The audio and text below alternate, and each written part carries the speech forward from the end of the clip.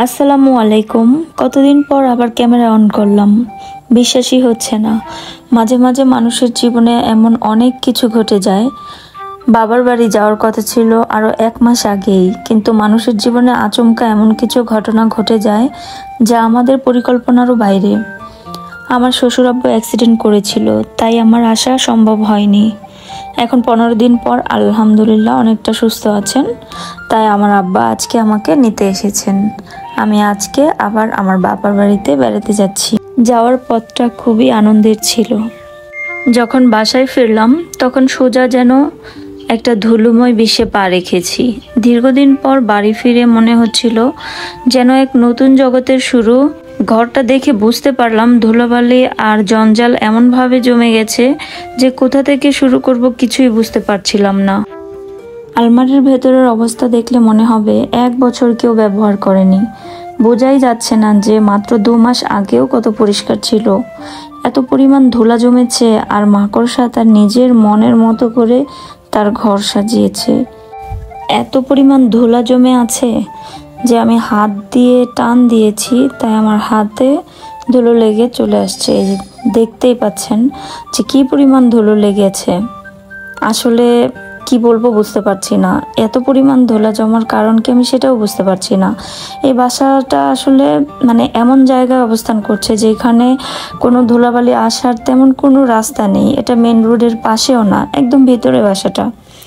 আসলে এই বাসাটা হচ্ছে স্যাঁতসেঁতে পরিমাণ, হচ্ছে 4-5টা পুরো জঙ্গলের মতো দেখতে। আর বৃষ্টি হলে বাড়িটা এমনভাবে স্যাঁতসেঁতে হয় যেমন পোকামাকড়ের অবস্থা অনেক বেশি খারাপ থাকে, তেমনি হয়তোবা যে দেয়ালের মধ্যে পানি লেগে থাকে, হয়তোবা এই কারণে বাসার অবস্থা বা এই যে আলমারির অবস্থাগুলো এমন হয়েছে। আমি ধারণা করছি, অ্যাকচুয়ালি আমিও বুঝতে পারছি না যে এত পরিমাণ ধুলা জমার কারণ কি। তো যাই হোক, এখন তো কিছু করার নেই, পরিষ্কার তো করতেই হবে। তো আমি একে একে সবগুলো কাপড় সরিয়ে নিয়েছি এবং কাপড় সরিয়ে নিয়ে একটা ভেজা কাপড় দিয়ে আলমারিটা ভালোভাবে ক্লিন করার চেষ্টা করছি। এতদিনের কাজ জমে থাকা দেখে মনে হয় হয়তো আর শেষ হবে না। একসাথে সব কিছু করতে গেলে চাপ পড়ে যাবে। আস্তে আস্তে করতে হবে। এক একটা কাজ শেষ হওয়ার পর মনে হচ্ছিল এই ব্যস্ততার মাঝে নিজের জন্য একটুও শান্তি পাওয়া গেছে। আর জানালার দেয়ালগুলো আরও বেশি খারাপ অবস্থা ছিল। এই মানি প্লান্ট গাছটাকে পানিতে রেখে গিয়েছিলাম। একমাত্র এই গাছটাকে দেখে মনে একটু শান্তি লেগেছে। মনে হচ্ছে এই গাছটাই একমাত্র সক্রিয় ছিল, যে কিনা প্রতিদিন তার নিজের কাজ করেছে। ছোট্ট একটা ডাল ছিল, মাশাআল্লাহ কতগুলো শিকড় গজিয়েছে। বাড়ি ফিরতেই বাচ্চাটার জ্বর উঠে গেল। ঢাকা থাকতেই শরীর কিছুটা গরম ছিল। দিনটা একটু বিশ্রীভাবে শুরু হলেও আশা করছি সব ঠিক হয়ে যাবে ইনশাল্লাহ। যত কাজকর্মই থাকুক না কেন, শত ব্যস্ততায় বাচ্চাকে টাইম দেওয়া বেশি জরুরি। অসুস্থ অবস্থায় বাচ্চার সাথে সময় কাটানো এবং বাচ্চার সাথে এন্টারটেইনমেন্ট করা সব বাবা মায়ের উচিত। তাতে করে একটু করে হলেও স্বস্তি পাওয়া যায়।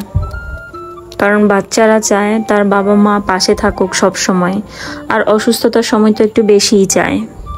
মেহেরবান তুমি, মেহেরবান, মেহেরবান তুমি, মেহেরবান। আমি পাপী গুনাহগার, তুমি ছাড়া কে আছে আর? ক্ষমা করো ওগো প্রভু, দাও বা করে বারে বার। ইয়া রাহিমু রহমান, ইয়া কারিমু মেহেরবান, মেহেরবান তুমি, মেহেরবান, মেহেরবান তুমি, মেহেরবান। আপনি কি এই ভিডিও উপভোগ করছেন? তাহলে দেশ এবং দেশের বাহিরে আমার প্রিয় ভাইয়া ও আপুরা যে যেখান থেকে আমার ভিডিও দেখছেন, ভিডিওর কোনো অংশ যদি আপনাদের কাছে ভালো লেগে থাকে তাহলে প্লিজ আমার ভিডিওটিতে একটি লাইক দিয়ে কন্টিনিউ করবেন। হয়তো আপনাদের একটি লাইক আমার ভিডিওটিকে অনেকের কাছে পৌঁছে দিতে সাহায্য করবে। আর যদি সামান্য একটুকুও ভালো লেগে থাকে তাহলে প্লিজ সাবস্ক্রাইব করে আমার পাশে থাকবেন। সাবস্ক্রাইব করে পাশে থাকা বেল বাটনের অল অপশনটি চালু করে দিবেন যদি আমার ভিডিও আপনাদের কাছে আরও দেখতে চান, যেন আমার কোনো ভিডিও পোস্ট করার সাথে সাথে আপনার কাছে নোটিফিকেশন চলে যেতে পারে। আর যে আপু ও ভাইয়ারা আমাকে ভালোবেসে সাবস্ক্রাইব করেছেন তাদের সবাইকে অসংখ্য ধন্যবাদ। আপনাদের সকলের সমর্থন আমার জন্য খুব গুরুত্বপূর্ণ। একটা ছোট্ট পরিকল্পনা প্রতিদিনের কাজগুলোকে অনেক সহজ করে দেয়। সকালেই দিনের টু ডু লিস্ট তৈরি করে রাখতে পারেন, তাতে কোনো কাজ কখন তৈরি করবেন আপনি তা জানতে পারবেন। খাবারের মেনু, কাপড় ধোয়া, কেনাকাটা এইসব কিছু আগেই ঠিক করে রাখলে সময় বাঁচানো যায়। রান্নার আগে কিছু কাজ তৈরি করে রাখলে সময় বাঁচবে, যেমন মাংস ম্যারিনেট করে রাখা, শাকসবজি কেটে রাখা ইত্যাদি। যতটা সম্ভব সংসারের কাজ একে অপরকে সহযোগিতা করে করুন। একে অপরের কাজে সহায়তা করা এবং যখন প্রয়োজন হয় তখন একে অপরের পাশে দাঁড়ানো সম্পর্কের গুণমান বাড়ায়। সংসারে একে অপরকে নিজের ব্যক্তিগত জায়গা এবং সময় দেওয়া খুবই গুরুত্বপূর্ণ। যদি সন্তান থাকে তবে তাদের সঙ্গে সময় কাটানো এবং তাদের দৃষ্টিকোণ থেকে সম্পর্ক গড়ে তোলা খুব গুরুত্বপূর্ণ। সংসারের কাছে কিংবা সন্তানের কাছে একটা ভালো দৃষ্টিভঙ্গি থাকা তার মানসিক শান্তি বজায় রাখে এবং এই শান্তি সংসারের সুখে পরিণত হয়। সকালের হালকা নাস্তা শেষ করে দুপুরের জন্য প্রস্তুতি করছি। আজকে তেমন কোনো কিছু রান্নার পরিকল্পনা নেই, তাই ডাল ভাত ভর্তা দিয়ে আজ দুপুরের খাবার করব। এখানে 2টা কাঁচা কলা কেটে নিচ্ছি ভর্তা করার জন্য, আর ডাল রান্না করার জন্য চুলায় বসিয়ে দিব। আর করব চাপা শুটকির ভর্তা। মুরগির সলিড মাংস ছিল একটু, ওইটা ভেজে দিব। ব্যাস, দুপুরের জন্য এই হালকা খাবারের প্রস্তুতি নিলাম। যদি আপনি আমার ভিডিওটি দেখে থাকেন তাহলে কোথা থেকে দেখছেন জানাবেন। কোথায় কোথায় আমার ভিডিও যাচ্ছে তার একটা ধারণা পাবো। সত্যি এটা অনেক উৎসাহিত করবে আমাকে। যদি প্রথমবারের মতো আমার ভিডিও দেখেন তাহলে অবশ্যই সাবস্ক্রাইব করুন এবং ভিডিওটি শেয়ার করে দিন। সত্যি বলতে আমার ইচ্ছে করে প্রতিদিন একটা করে ভিডিও আপলোড দিতে, কিন্তু আমরা চাইলেও অনেক কিছু করতে পারি না। প্রথমে স্বামী, সন্তান, সংসার সবকিছু ঠিক রেখে তারপর এই জায়গায় কাজ করতে হয়। যখন বিভিন্ন আপুদের ভিডিও দেখি, ব্লগ দেখি, তখন আমারও ইচ্ছে করে এত সুন্দর করে ভিডিও দিতে, কিন্তু চাইলেই অনেক কিছু করা সম্ভব হয় না।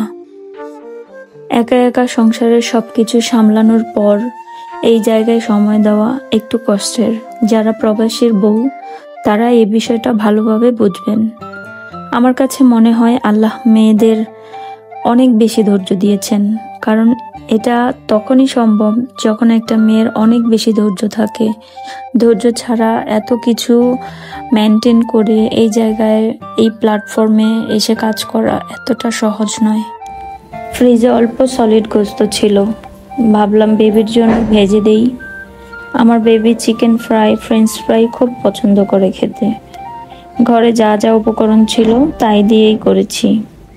প্রথমে মুরগির মাংসটাকে ভালো করে ধুয়ে নিয়েছি, তারপর পানি ছেঁকে ভালোভাবে মুছে নিয়েছি এবং তাতে অ্যাড করেছি শুকনো মরিচ গুঁড়া, কালো গোলমরিচের গুঁড়া, গরম মশলার গুঁড়া, লবণ, সয়া সস, একটু লেবুর রস, ময়দা অথবা আটা যেটাই থাকে দিয়ে ভালোভাবে ম্যারিনেট করে নিয়েছি। আমরা যারা প্রবাসীর বউ আছি তাদের জীবনটা আসলে অনেক অদ্ভুত। তারা বছরের পর বছর সংসার করে যায় একা একা, সেখানে স্বামী নামের মানুষটা থাকে না, কিন্তু সংসারের জীবনটা থেকে যায়। সংসার করতেই হয়, একা হোক আর শ্বশুর শাশুড়ির সাথে হোক। জীবন থেকে যে একটা সেকেন্ড চলে যায় সেটা আমরা আর কখনো ফিরে পাই না। আর আপনি বছরের পর বছর স্ত্রী সন্তান রেখে বহুদূরে পড়ে আছেন। আসলে এটা জীবনেরই একটা পার্ট, এটাই জীবন। আপনি সারাদিন মাথার ঘাম পায়ে ফেলে টাকা রোজগার করছেন, তারপরে নিজের বউ বাচ্চা সবাইকে দেখছেন, সবার প্রয়োজনগুলো পূরণ করার চেষ্টা করছেন। আপনাদের সাথে গল্প করতে করতে আমার রান্নাও প্রায় হয়ে যাচ্ছে। এখন মাংসগুলোকে আমি উল্টে দিচ্ছি, কিছুটা লাল লাল হলে তারপর নামিয়ে নিব। আর এই টুকরোগুলোকে এত ছোট করেছি যার কারণে সেদ্ধ হতে কোনো সময় লাগবে না। আর যেহেতু এটা চুলায় রান্না করছি, খুব তাড়াতাড়ি সিদ্ধ হয়ে যাবে। এরকম উল্টে নিয়ে তারপর সবগুলো মাংস যখন একদম লাল লাল হয়ে যাবে, ভাজা ভাজা হয়ে যাবে, ঠিক তখন আমি মাংসগুলোকে নামিয়ে নেব।